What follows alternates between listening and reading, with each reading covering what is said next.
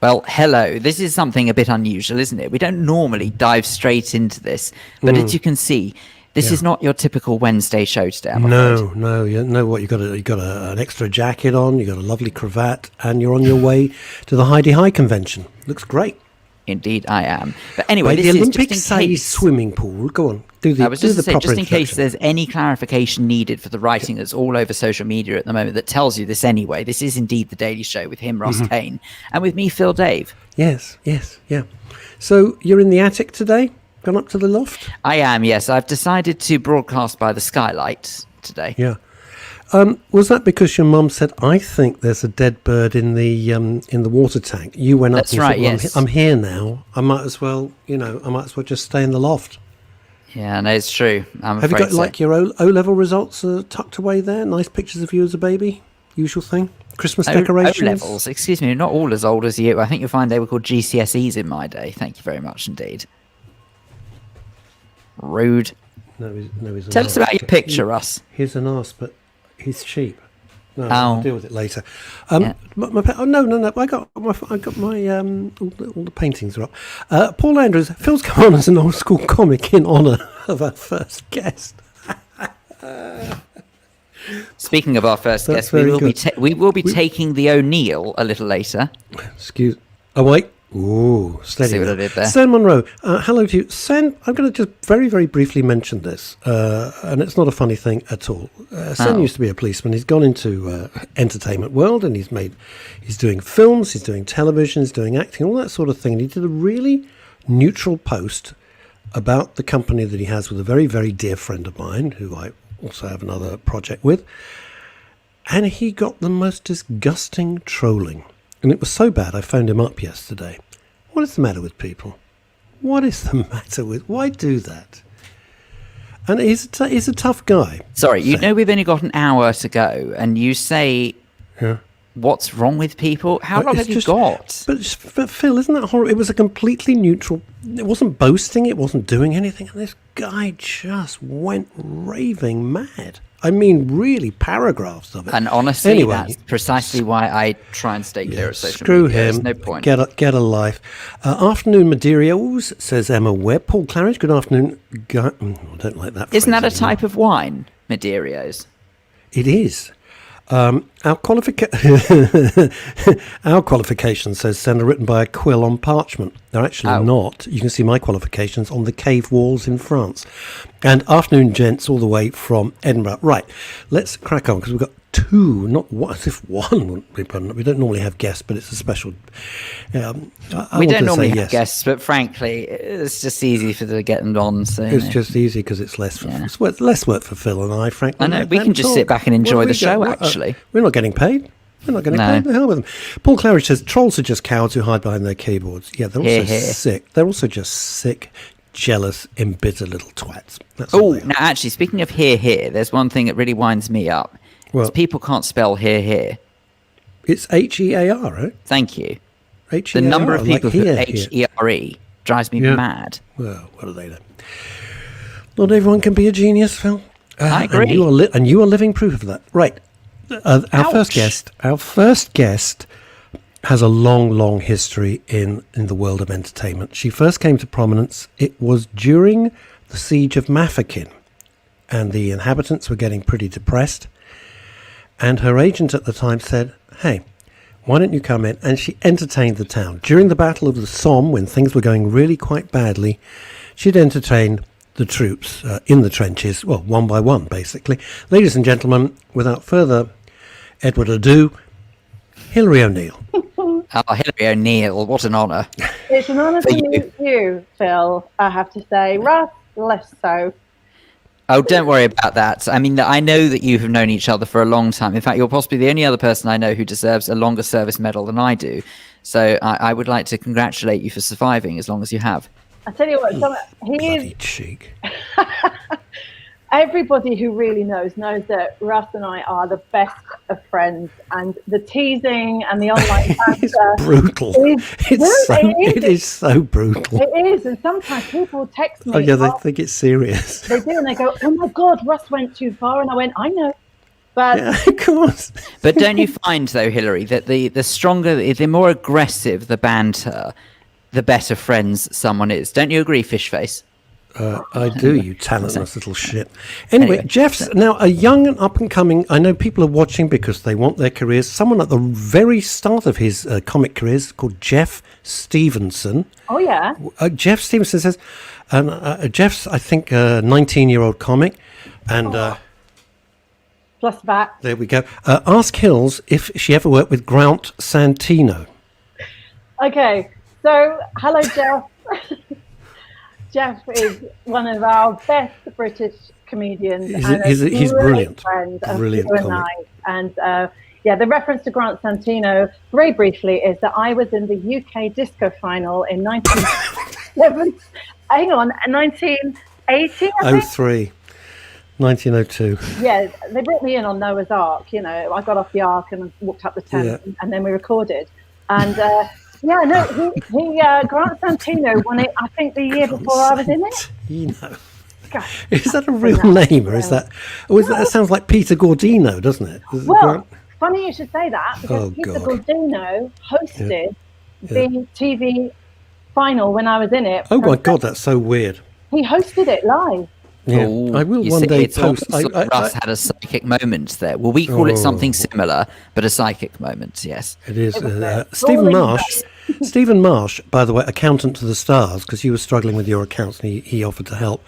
Well, he was when he banged I his think head on that's the what he meant mantle. when he said something about double entry. Anyway, looking stunning, Hillary, he Thank says. you very much. That's very There you nice go. of You see, you can't say kinder than that. Whereas Chrissy Holtz, for some peculiar reason, has been buying garments for her shellfish because she says jacket with prawns and salad today. Well, that's going to So smell in the Spanish. She's watching from Spain, and that's going to stink. Chrissy, honestly, take the prawns out your prawns pocket. don't need a for jacket. Christ. Seriously, No. This is don't be disgusting. silly.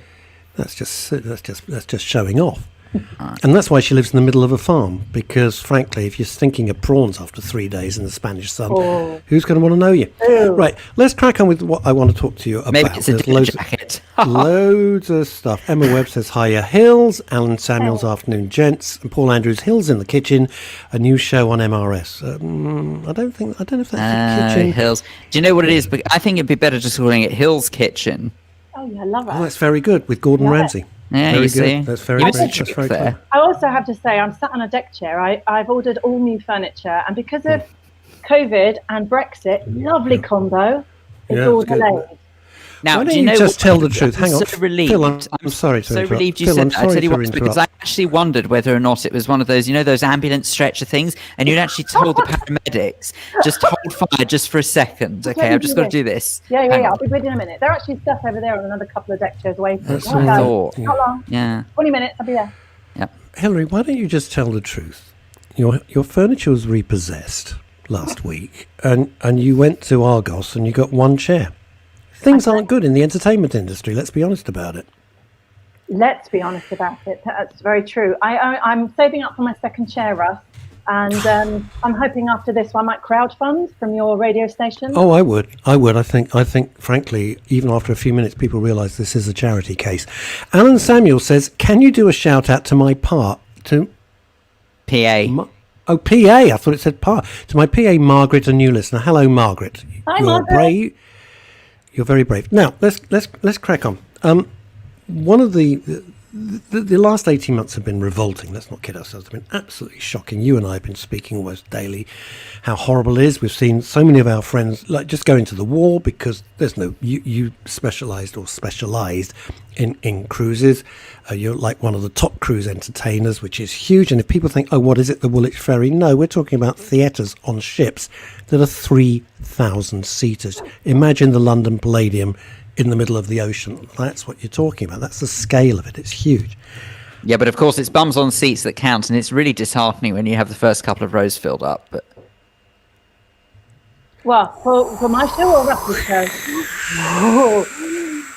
So, this is what Russell's doing there. He is demonstrating the level of expense he's prepared to go to for the sound effects department here at Men's Radio. Yeah, that's right. no expense there, literally. I know. Now look, we've been saying that one of my huge themes, and I believe it wholeheartedly, is that comedy is so important to mental health. On a Monday in the early evening, we have the John Ryan Show, which is just extraordinary, where he talks to comics all the time. How do you think that fits in with my silly idea that comedy is important for mental health? It's not. It's probably the best idea you've ever had and said. It's not a silly idea at all. It's absolutely paramount. You know, we all know that opposite side of the coin, tragedy, comedy, they go together, and for a good reason. You find humour in everything. You know, I'm trying to find humour in me at the moment, dealing with personal stuff, which we can get onto in a minute. We'll talk about that in a moment. Yeah, but I have to say the most rewarding thing is hearing people laugh, even when you're in good company. I had a day out on Saturday, a rare day out. I actually went out, and I went to see the fabulous drag queen La Voix in Brighton at the Theatre Royal, and I felt so happy while I was there because I was laughing non-stop, and I don't mean I mean proper forward and back rocking laughter, and it just filled me with joy for a few days at least, because I just thought this is what everybody needs. They need to laugh. They need to go and see shows. When we work, I'm a comedian and an impressionist, and when I get that feedback from the audience, you don't need any drugs. You don't need anything else. It is all that matters, and it is so fulfilling. And then on the other side, you get messages from people. For example, one beautiful message from a ship once when I looked at my social media, and they said, "We've just seen your show," whatever ship it was, and they just said, She said, "I haven't laughed for a long while now because my husband was ill. I sadly lost him." And she said, and I didn't want to laugh. I didn't feel I had the right to laugh again. And she said, your show completely broke that. And she said, I can't thank you enough. You've helped me move forward. Now, I'm not saying I'm the greatest comedian in the world, but I gave her something to laugh at and enjoy and take her out of her head with all her issues. And that's what us entertainers try and do, because we love what we do. We want to. And I bet you there's no greater thrill than hearing that. None. There's nothing. It is fantastic, and in a parallel way, and it's not the same thing. It's not about laughter, but I do get private messages for people that I don't know. Thank you, for what we're doing on men's radio and women's radio. It's really helpful, and I forget that because I'm just sort of concerned about the content and getting it out there and getting the word out there. But when I get messages like that, it makes my day. Yeah, but it does. It really does. And you deserve that, because you've really put yourself out, both of you, and your team around you, Penny, Howard, everybody, because you're trying to do something that is missing in the industry right now and is missing. And you've filled a fantastic slot, and I hope it grows and grows, because people need bless it. You. No, I mean bless it. You. It's important. Well, thank you. It's important work, and I just hope we can, get it all organised and grow it as we want. The entertainment industry, and Phil and I have talked about this for 18 months. Yeah. It just was thrown under the bus. Absolutely. I still can't get my head around it. If I allow myself to get so deeply involved in how I feel, I get an anger that I don't think I've ever felt before. Yeah, I know. I will support anything that people write, tweet, I'll retweet everything, because they write how I'm feeling. But it is astonishing, isn't it? And I wanted to ask, like, the government, the Prime Minister, the Health Secretary, all the people making those decisions at the time. We're all angry that the sporting events go on. And I sat and watched Wimbledon with a different feeling this year. Of course, I love watching the tennis and the mental mindset that goes behind these champions. I find that extraordinary. But when I got the flashes of the crowd, nearly said audience, but it is the same thing, I found myself welling up. Getting pissed off.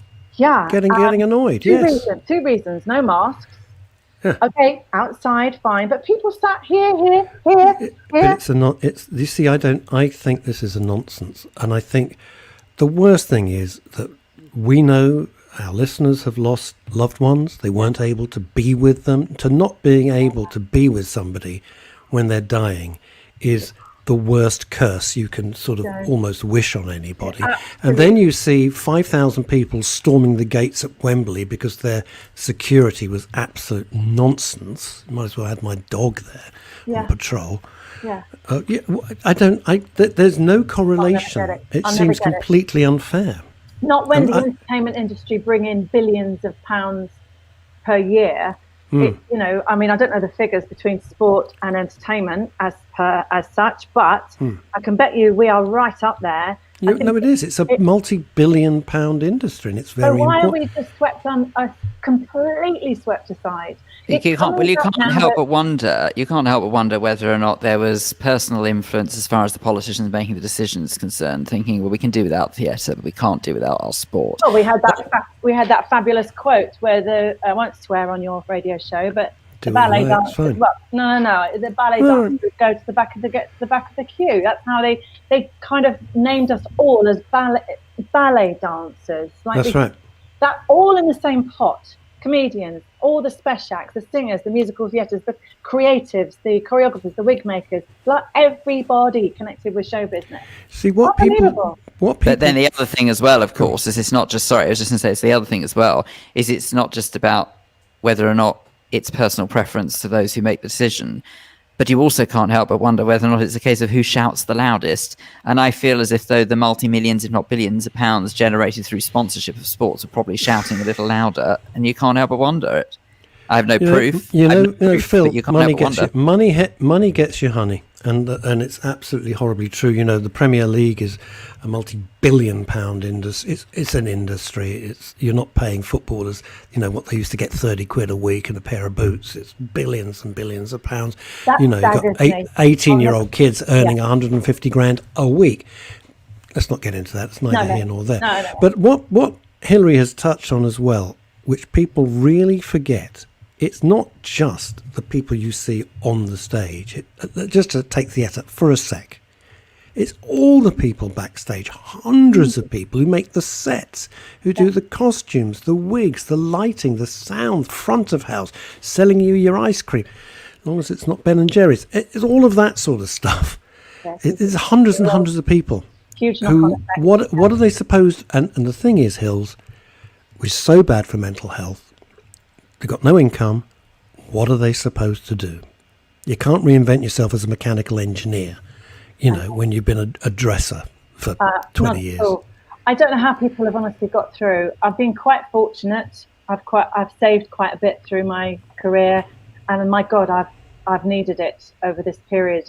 But I gave up just before the pandemic for personal reasons. I gave up performing, but I know that's because you stunk. I know. Yeah, you saw my show. There was that.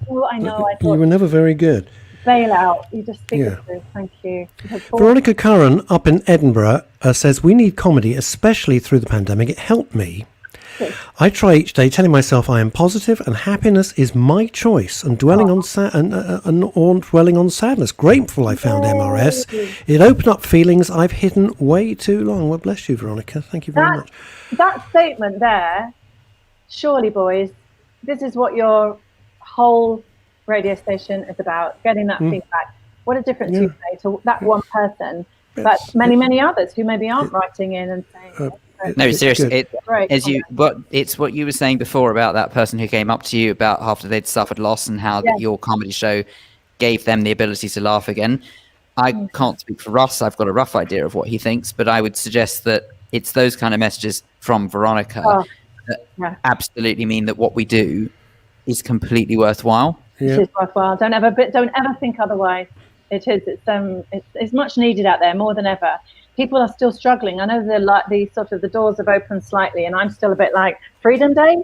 Really? No, it's not. It's a nonsense. No. And I wish they'd stop coming up with these stupid advertising, glib little slogans that, you know, some 12-year-old interns. Oh, it's Freedom Day. It's not. Martin Allen says this: money talks and moves mountains. If your face fits, we all need our arts back. It's so unfair. I was told, God, listen to this. I was told to self-isolate when having a drink in a pub outside. It shows inconsistency. Open the doors to arts. Now, moving along, you are doing something very positive to get the arts back on its feet and get us laughing and injecting humour into a miserable grey world, which is... I am. So I'm trying. So I formed about 2-3 years ago, I formed O'Neill Management. So I am now a agent manager. I don't like the word agent, but I'm a personal manager. And I've got 4 acts under my belt. at the moment. And the main reason of starting it was because I look after a fantastic comedy ventriloquist called Max Fulham. And anybody go and check online now, Max Fulham, he's just astounding. And then I took on a mind reader called Matt Daniel Baker, who is astonishing. Does he know that? Yay, saw what you did there. Clever Thank you. stuff. Thank you very much. Thank you very much. Also, I have White Magic, who are an illusion, the only illusion contortion act in the world. And Excuse me? Don't run by that. Give me that again. Contortion and Oh, where's he put the magic wand? God, that must hurt. So I look after them for all their land-based gigs. They have a cruise agent in America. To be honest, Russ, it's not the wand. You should see where he pulls the rabbit from. Yeah, I know. I know. But why are we giving a plug to Anne Summers? Sod them, they're not giving us any advertising. Actually, I should point out there is a bit of a difference between pulling a rabbit out of a hat and a hair out. Actually, never mind. Don't worry. Yeah, no, move on. Move on. And then also, I now manage an act called the Crazy Comedy Company, and they are brand new this year, and they are just absolutely slaying all their shows all around the country. But my point is, my focus has been bringing entertainment, booking these acts out there. Even through lockdown, we managed to do stream shows. Matt was online constantly doing Zoom shows as a mind reader, and also Max was doing streamline shows for Away Resorts, a fantastic holiday resort company, throughout lockdown last year and all the way through till this year, as well as live gigs. So Max has been absolutely unbelievably lucky with work. There's a comment here. There's a comment here from Paul Andrews. Max is a massive star of the future. It's a boy called Max Fulham. So I've known him since he was 18 now. Max is a massive star of the future. Been recommending him all over the place. As much as it kills me to agree with Hillary, he's going to be huge because he is that good. And he was that good at 18 years old. And he's only going to get better and better and better. It's great. It was a huge find. It was a huge find. I introduced him on, I was hosting a charity show in Brighton at the Theatre Royal, funny enough, where I was on Saturday. And I introduced this young 17-year-old boy, and I didn't know. I said to the organizer, I said, who's Max? You know, and he said, I just, found him on YouTube, just doing some stuff with puppets, and I just thought I'd give him a chance. Well, I introduced Max, told the audience to really make sure this was a big welcome. It was his first time ever on the stage in his life. Turned around, watched him from the wings, and I had an epiphany moment. I've never felt anything so strong. I love spotting talent anyway and enjoy maybe making the odd phone call over the years to get people seen for things. But this was like a, oh my God moment. And he's been with me for about 4 years now, and he's now got, he puts out so much content on social media. So check him out on Instagram and TikTok. He has over 1.6 million likes on TikTok, and he's 21. He's doing so well. Yeah, he's only 21 years old. But that's so talk about this event that you're doing. So Max, my ventriloquist, and Matt Daniel Baker, my mind reader, have combined to put on a show called An Extraordinary Evening tomorrow night in Bedford at the Quarry Theatre.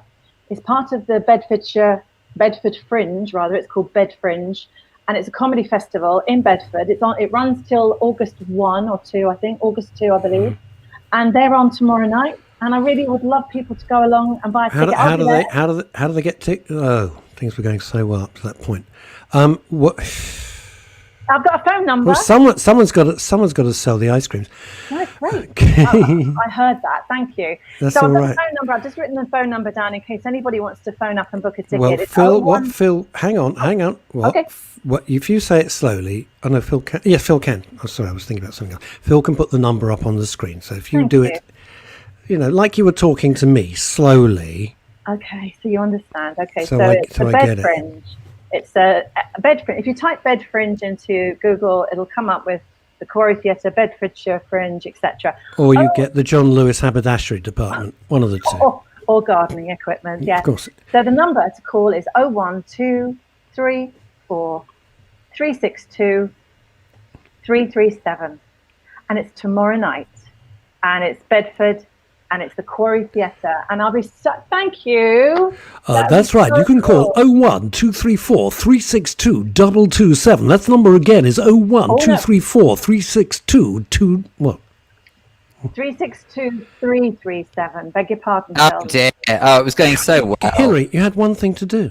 Oh, You had dear. one thing to do, to come on and plug. One thing. It's fine. That's why if we make mistakes, Hang on a second, rubbish so- at the It's end not of our fault. It's not Phil and I's fault. It's the best. It's what Thank we've you, got. guys. We can It's only like work with what we that. got. There we go. But this is why we're putting it out there, because we're going, people, please have the confidence to come back into a venue again.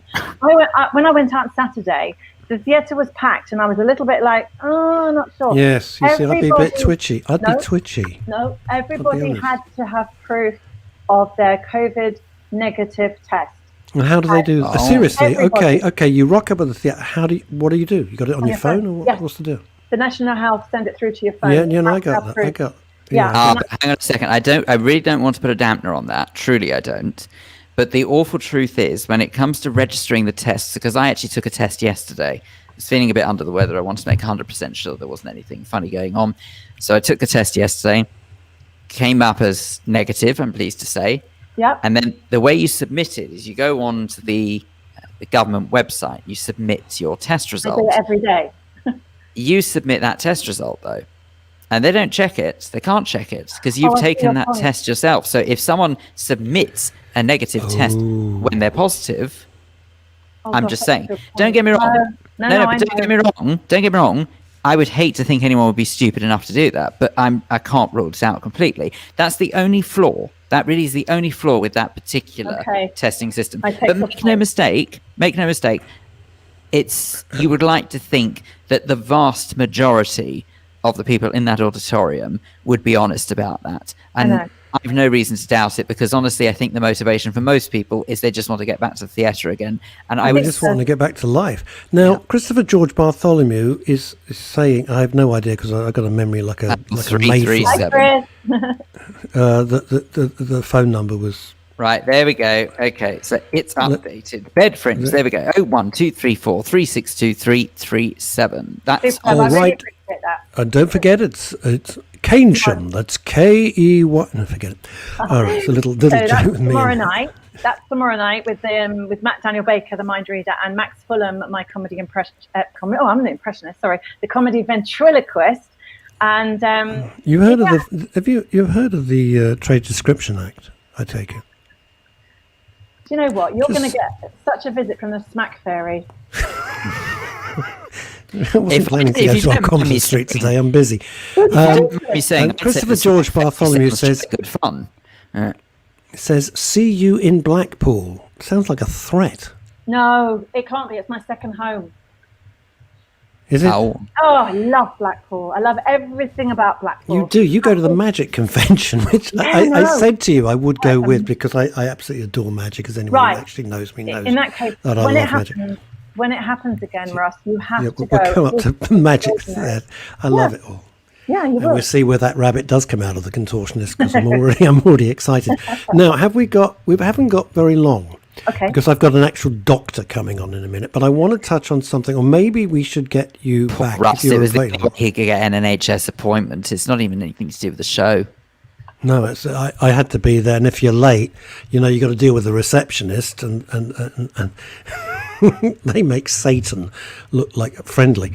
And Paul Andrews says, and maybe a visit from the thump monkey. We've started something now. We have. I don't think it's too much of a big subject, and I would like you to come back and just talk about your mother and what you're going through, because it echoes what I went through for 16 years. You and I have talked about this for a number of years. I don't want to give it the bum's rush and rush through it. So I'm not going to go there today. It is much too much of what we're going to talk about. And I asked Hills beforehand, by the way, I wouldn't just launch this on anybody. We're not the BBC. To talk about dementia and coping with your parents. I'm not going to say husband and wife, but mostly parents who, when they start to develop dementia, and how it has the most destructive effect on your life for them and for everyone who loves them. It's very, very, very difficult. Now, David Shulton, a new name to us. Hello, David. At a time like this, we sorely need comedy, drama, and programs such as yours. Oh, thank you, David. To help and support each other. Interaction between human beings is something I've Oh my God, you're so desperately right. missed. Thank God true. thank God we had dogs. So thank you for all you're doing. Thank you for all you. Sorry, I was just going to say thank you for that comment, because it is the interaction between us as human beings that we're missing most. And that's what we're here for. And we need to get out there and also have the courage to go back out there. Be safe. You know, if you want to wear a mask, wear a mask. I will. I'll wear a mask in every venue I'll go in. Sorry, that's me forever now, probably. But I'm going out there. I'm trying to have a life while remaining safe. Yeah. The trouble is, and people who know me well know this, and I wasn't making it, I've become really fairly reclusive. People say, "Oh, let's go here, let's go." I'm going, I don't think so. You've got to pick and choose, don't you, where you want to go? I'm really very, very. Let's just finish off with David's comment though, because he does go on to say, "Thank you for all you're doing to lighten our days. Hopefully, we'll soon be through the worst, and entertainment in all its forms will return." Amen to that. Yay, David! Needed, and he rounds it off needed, with it. And a human necessity. It is. God, it is. This is it. This is it. We need each other. And this is why the pandemic, apart from the physical sides of the actual disease, the actual virus, the mental side, which we have been concentrating on, has been diabolical, because it's stripped us of our humanity, and it's isolated so many people. It has indeed. Even if they're with their own family, they are still isolated. So it's a pressure cooker. And I don't think we've seen the last of. No, and also I'll tell you what we keep missing out, and I know you've got to wind me up, but it's the effect it's having on children. Huge. You know what I mean? And I'm experiencing it through my neighbours next door who've got 3 little ones. 4, 7, and 11, funny names. Hey! And and they're open all night. Good name for a shop, though. Yeah. No, it would never work, Phil. It would never work. Never work. No. And it would never work for a perfume either. It would be rubbish. Look at you with your colognes. Can I just also say thanks for having me on, but also one more plug, may I, please, to your lovely listeners, is that I'm also producing my first ever variety show. Get out. August 15. Sunday, Bognor Regis at the Alexandra Theatre. Oh, I love that theatre. Yeah, I know, you've supported shows it's great. Yeah, it's good. I'm producing my own show, August 15th. Good God. So please go on the website, Regis Centre, Bognor Regis, and book. And if it happens, I'll be elated. Hilary, thank you so much. Seriously. Hang on. Whoa. You're producing your own show. Yeah. I do stand up. I haven't had a call. Anyway, bye, Hilary. No, Hilary. Bye. Thanks. It's been great talking to you. Bye, Hilary. I never liked her. Sort of producing her own bloody show. I'd only known her.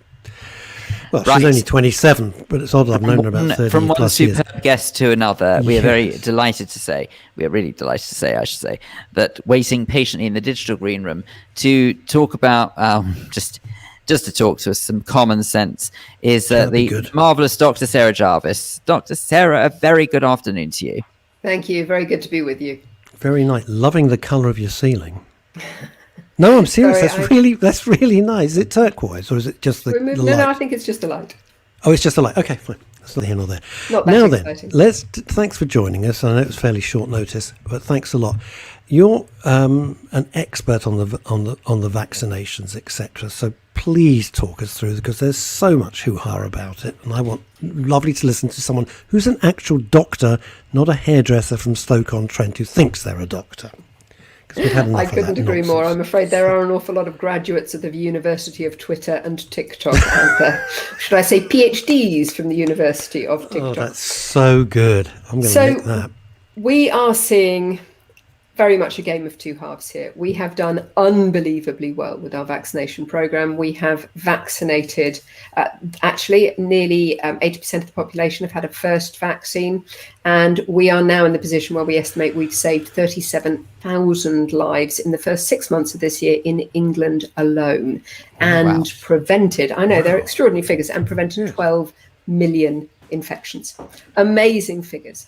But what we've got over 95% of over 80s who've been vaccinated, compared to about 60%. That's about 3 in 5 18 to 24-year-olds. Now, admittedly, they've only become eligible for vaccination much more recently. But we are seeing that, having had people, just knocking my door down to get the vaccination for the first 6 months of the campaign, we are now seeing that vaccination centres are having empty spaces, people not turning up. And that's really important, particularly when you consider that actually 16 to 24-year-olds are the groups who are most likely to be affected. They have the highest level of infection rates in the UK, and their rates are 6 times higher than people in their 50s and 60s. Do you know, there's something really telling about all of this, because I reckon that, and I have no proof of this, but it's a feeling from what I have seen, experienced and witnessed, that social media has played a really damaging role in all of this, because the way that people have shared misinformation left, right and center, and I know that the social media companies have tried rather pathetically to combat this, but let's be honest, they've not tackled it properly. They are perfectly aware of content that is illegitimate, and they could get rid of it if they really wanted to. But in their failure to tackle it, all that has happened is misinformation has spread and ultimately poisoned the minds of those who are arguably now in a more vulnerable position. And I just don't think anyone's ever going to be held accountable for it, sadly. Well, it's interesting you say that, because you wouldn't be surprised to hear that as a scientist, I have looked at the evidence, and there is evidence. So there have been very clear surveys which are done looking at where people get their information from. And there is a really clear correlation, just like that. The figures match beautifully. The more time you spend looking at social media for your, quote, news, the more likely you are to believe misinformation and to mistrust the vaccines. And as you so rightly say, social media is a complete Wild West. Look what Donald Trump managed to post on there before he was finally banned. It's Dodge City. It's Dodge City. We've got you for hopefully another 20 minutes or so, because it's if we can, because I know you're very busy today. Let's just knock some of these stupid conspiracy bullshit theories on the head, please. We're broadcasters. That's what we do. You're a doctor, for heaven's sake. You're a scientist. Number one, where did it start with? The vaccine's got nanobots that lick. You know, this is the stuff of madness. I mean, that to me is I do not even precisely. I had to spend a whole day with 2 people, Sarah, 2 people who were lecturing me, and I had to be quiet because I was stuck with these 2 Herberts. It's from Bill Gates. There's nanobots in the... seriously, I was filming. And there's nanobots in there, and it's linked to the 5G mask. I looked at them, I thought, you are certifiable, the pair of you. Well, unfortunately, of course, that's what we see with conspiracy theories, whether they relate to COVID or anything else. And this is the whole idea that, by definition, if the mainstream media, MSM, recommends something, it must be bad because there must be an underlying agenda. And if the government recommends something, it must be because they are trying to force us to do something. So I suspect this has always been around. Interestingly, in the 18th century, when we were trying to eradicate smallpox, the only condition that's ever been eradicated, vaccine preventable condition that's ever been eradicated worldwide, because unfortunately we still have pockets of polio. That was the one that we were hoping would go next. But with vaccine preventable conditions, what we saw is that, 200 years ago, they tried to introduce mandatory smallpox vaccination, but it was very closely linked to the poor laws, which meant that if you couldn't earn a living, then you ended up in the workhouse. Now, I can completely understand that in those days, people sort of conflated the two, and they said, oh, they're trying to control us through the workhouse. Now they're trying to control us through vaccination. And so we ended up with that. But we also see this all the time. The government is trying to control us.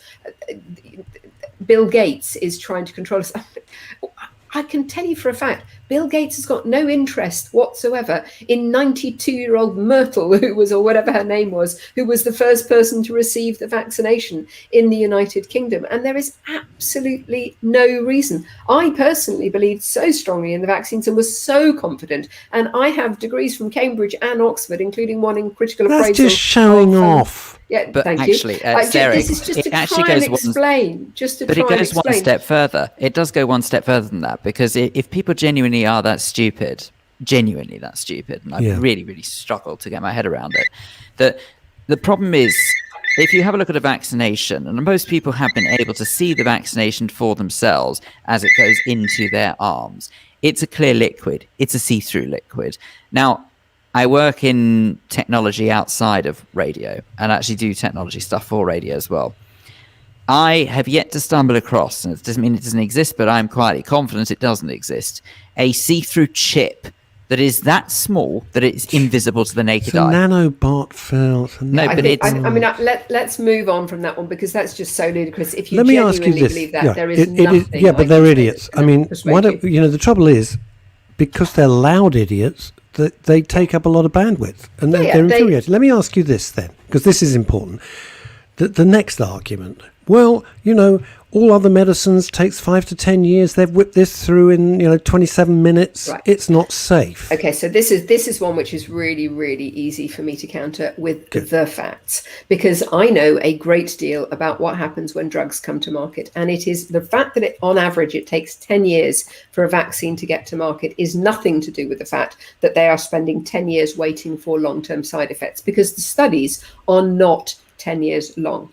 What happens is, in order to get a vaccine to market, you have to start off, you have to have the technology. Well, we have got 20 years worth of technology, and because so many different companies were looking to develop different vaccines, they used all of it. They built on all the technology we've had for when they've been looking at SARS viruses, Ebola viruses, malaria viruses, vaccines, polio vaccines, etc., etc. So they were able to use that. The second thing is that you need to get investment. Now, countries across the globe were falling over themselves to provide money to fund this research. Then you need to know the genetic fingerprint of the virus itself so that you can develop a target against it. Well, actually, the entire genetic fingerprint of the virus was made available in January last year across the world, free to every scientist. So we didn't need to wait for that. Then you need to get ethics approval. And the MHRA, the Medicine and Healthcare Regulatory Authority, the ethics committees basically dropped everything else in order to concentrate on looking at the trials.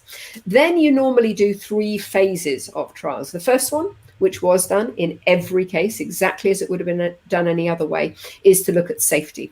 Then when you've done that, you do a small scale, what's called a phase 2 trial, to look at effectiveness, and a larger one to look at effectiveness. The reason you do the smaller one to look at effectiveness is that companies do not want to invest enormous amounts of money in a huge trial of 20,000 people only to discover that it didn't work. So you do the phase 2 trials. And what they were able to do was to do the phase 2 and the phase 3 trials in tandem. Then you have to get enough volunteers signed up for it, which takes months, sometimes years. In this case, there were 230,000 people in the UK alone signed up for vaccine trials, including me and my husband, and we were both part of a vaccine trial. So it took no time at all to get enough people and you into had the trial. Just to be really clear, you had no concerns. Absolutely no concerns whatsoever, because I'd read the phase 1 data and I knew what was happening. Absolutely none. In fact, I was keen to put myself forward for it. And no, in case anybody asks, I was not paid by a pharma company, nor have I been paid by any pharma company to talk about this. And I think this is a really important one, because it's very you get this all the time. So Sarah, can I ask you, as a medic, I'm really sorry, I just want to ask that, as a medic, does it frustrate you when you're sort of you're relaying all of the information as to sort of why this has gone through so quickly, when you know that when the medical world comes together to combat something, it can get its head around something so quickly? Does it frustrate you maybe when other conditions aren't given that same, forgive the pun, treatment? I absolutely hear what you're saying. Unfortunately, it's not sustainable worldwide. There is absolutely no question that we cannot invest. Every pharma company in the world cannot concentrate at the same time on every condition. So it's just not feasible. It would be wonderful if it were. And we have made amazing, amazing progress. We have cut death rates from heart disease by more than 50% in 30 years, despite the fact that our lifestyle means that actually death rates from heart disease should be increasing. We have increased life expectancy by 1.5 years on average for women and 2 years for men for every decade of the last 50 decades as a result of medical advances. And basically, apart from stopping smoking and the fact that we don't smoke as much as we did, in every other respect, our lifestyles are worse than they've ever been. And therefore we should be dying more often. Is that because of lack of exercise, mainly? It's a lack of exercise and obesity. Those are the 2 big things, Okay. You're a medical person. This is slightly off-piece. I want to ask you this. And it's not the BBC. You don't want to answer it, don't. I am stunned when we go obesity, and I try to be pretty careful. And then every advert's for fast food. Yeah. Why is it not treated the same as cigarettes. You don't see cigarette advertising. Why don't they just stop it? No, we don't. I think the issue is, well, firstly, of course, it's political, and there is a great deal of money to be made from the advertising. I entirely accept that there was a great deal of money to be made from cigarette advertising. The fundamental difference between food and cigarettes is that everybody needs some food in order to survive. People do not need cigarettes in order to survive. So I think that's the fundamental reason. But we've also got the fact that, for instance, when we introduced a soft drinks tax in 2018, we were able significantly, by a third, to reduce the average amount of sugar that manufacturers put into soft drinks, at the same time as not putting people off at all, because in fact, sales of those soft drinks went up. So people weren't put off by the taste. They went up, which suggests that people weren't put off by the taste. The more people were having the sugar-free versions. So we know that works. We absolutely know that what that is works. Stunning is a white paper. Sorry, go on. A white paper that was commissioned by the government in the last year came out about 2 weeks ago, and the same day it came out and said we have to have a sugar and salt tax more widely, Boris Johnson came out and said, well, I may have commissioned that report, but I don't really fancy it. Crumbs.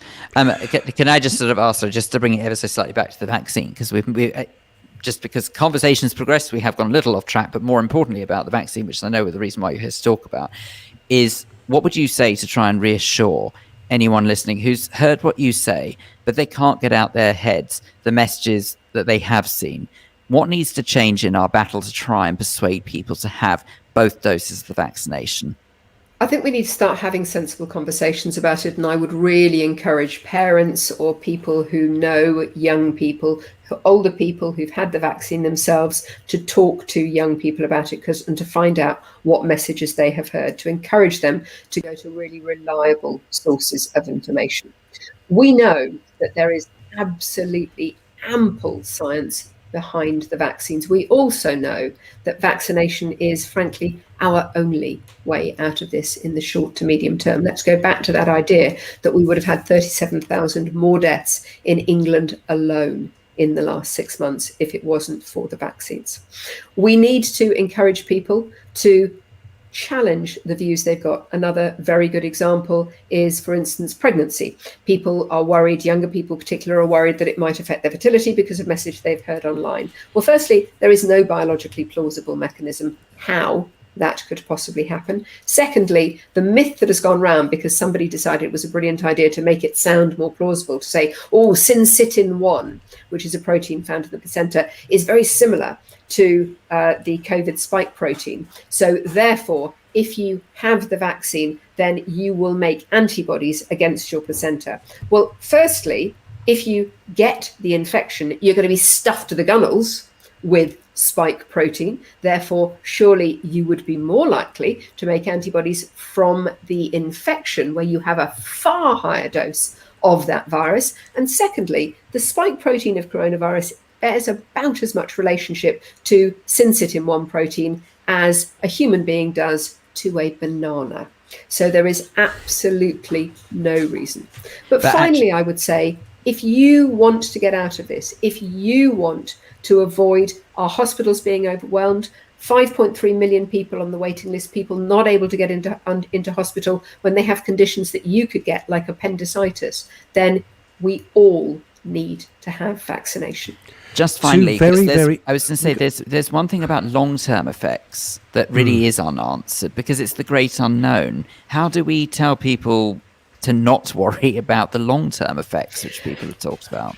So the really interesting thing is that actually when any vaccine trials are done, as I've said before, the reason it takes 10 years is not because we're looking out for long-term effects, because actually long-term effects are vanishingly rare. What does happen, the reason effects come out in the long term is because it takes a long time for very rare side effects to be spotted. And those very rare side effects would be ones which were affected maybe 1 in 100,000 people. Well, when you've had 78 million doses, 80 million doses of vaccine given in one country alone, thousands of millions of doses of vaccine given worldwide, then actually all of those rare side effects have now come out, and we are able to investigate them. So there really isn't a concern. What you really need to be concerned about is the long-term effect of getting COVID. I go back to that idea that by comparison to 1 in 250,000 people, women, 1 in 25,000 men aged 12 to 29 who have one of the mRNA vaccines, the Pfizer or Moderna vaccines, getting some inflammation of their heart muscle. By comparison, a similar group of young, healthy college athletes were followed up after they got COVID infection, weren't necessarily seriously ill, all very young and healthy. Not 1 in 25,000, not 1 in 250,000. After COVID infection, 1 in 40 of them had myocarditis. So do not be worried about the vaccine. Be worried about getting the infection. Can I read 2 comments that have come in? They are diametrically opposed, and this really sums up, is a summation almost of what we've been talking about. And you are a brilliant guest. Thank you so much. Diane Taylor says this: my autistic Asperger's son refuses to have the vaccine because of all the rubbish he's read on social media, even though myself and his adult disabled sister are double jabbed. We're both in the at-risk groups. I've tried to reason with him, but unfortunately to no avail. That's one side of the coin, Sarah. The other side is this, from a very angry viewer, Lisa Janes, who we know. The reason I was in hospital for 4 days, Russ Kane, my fault, Lisa, with respect, was because I had no energy, my heart was racing, I was having injections in my tummy despite I was mobile, my temp was through the roof, and when I spoke to my consultant before I was discharged, he sat next to me with no mask and said, this is a side effect from your second jab. I still have no energy, I can barely eat, still have a high temperature on and off there. You see, and this is where we're on very shaky ground. They are injecting an experimental drug into us. All my consultant said was, and I can't do the rest of this, Phil, you've got to do it because it's all I got on my screen. If you could just help me out here, please. I will have to find that. Lisa Janes. So if you hold that thought 2 seconds. I can't read the rest of it. It's all I've got on my screen. Obviously, I don't know the entire story there, but what I would say is that is n equals 1. One person for every if you have 1 in 100,000 people who get a side effect, that 1 in 100,000 people will be severely affected. However, if you look at a condition where 1 in 40 people end up with inflammation of the heart muscle, the problem is that we see this regularly. It's what's called the act of omission and the act of commission. If you actively do something, you kind of feel that, I have given my child an injection. I saw this all the time with parents who were worried about MMR and autism, even though there was absolutely no evidence. It was completely disproven, and Wakefield was struck off for fraud from the medical register. But at the time, I had parents all the time who were worried about it. And I said, yes, but you need to worry about the risk of not vaccinating your child. And they said, yes, but I wouldn't be doing anything to them then. To which the answer is, exactly. Okay, I do now have the rest, by the way. Lisa Janes, just finish it off, if you would, Phil. So all my consultant said was, I am sorry, and please don't walk too quickly as it will bring up your heart rate. I am sick to death of being controlled. I will not have the 3rd jab. 5 people in my ward all had new heart and chest problems after the 2nd. And again, isn't it fascinating how, nobody in my care home had any problems during the first wave of the pandemic. Nobody died.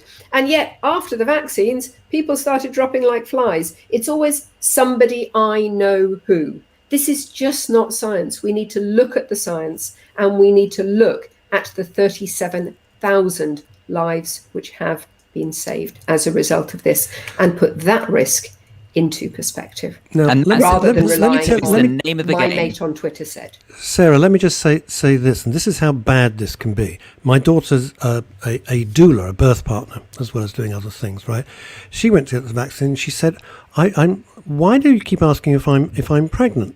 So she happened to have the same nurse for both vaccinations, right? Why do you keep asking me? I'm not pregnant. I'm not going to be pregnant. Thank you very much. Why do you keep asking me? And then my daughter, who's very smart, said to the nurse, let me ask you this, because this is my business as well. If I was pregnant, what would you say? Would you have the vaccine? She said, if you were pregnant, I wouldn't have it. This is the nurse. This is Well, my daughter phoned me up and told me this, and I went, wow. I know. I mean, it's really, really scary. And unfortunately, I'm afraid that nurse is simply ignorant. She has read the original broad statement, which was, we didn't do the original trials on pregnant women. What that nurse needs to do is to look at her training, look at what she's been taught, and use it to read the literature. The Royal College of Obstetricians and Gynecologists and the Royal College of Midwife have both gone through all the literature, and they make the point that actually there is no evidence of any extra risks for pregnant women. We now have more than 150,000 women in the USA who have been vaccinated. What there is a significantly higher risk of becoming acutely, seriously unwell if you are pregnant and catch COVID, particularly in the last 3 months. So actually, the benefits if you're pregnant are probably even greater. Dr. Sarah, I know that we have to let you go, but can I just say one of the things that one of the things really quickly that sort of really annoys me more than anything is the bottom line is people are going to see what they want to see. And that's what really annoys me in all of this. The information overload, they'll read between the lines and they'll interpret it the way they want to interpret it. And that's what is so dangerous. Yes, I couldn't agree more. Unfortunately, of course, everybody, all I would say to them is, next time you go on holiday, because I'm sure you're desperate to go on holiday, if you were offered a choice of 2 planes, one of which was piloted by somebody who had gone to flying school, passed all their examinations, knew what they were doing according to the, quote, traditional models, and the other of which had learnt to fly on TikTok, which one would you rather fly on? Well, can't think of a stronger way to end. Absolutely blooming right. You have been Sarah, fabulous. Thank you so much. Thank you. My pleasure. Thank you so Thank you much. for everything you do. Keep well. Bye-bye. Bye. Lisa, I'm sorry. I totally disagree with you. I don't normally. I'm not going to get into a row with a listener viewer. I'm not going to do it. But Lisa, I really, it's your opinion and you are 100% entitled to it. It is not opinion that I will ever endorse. I think you're totally wrong.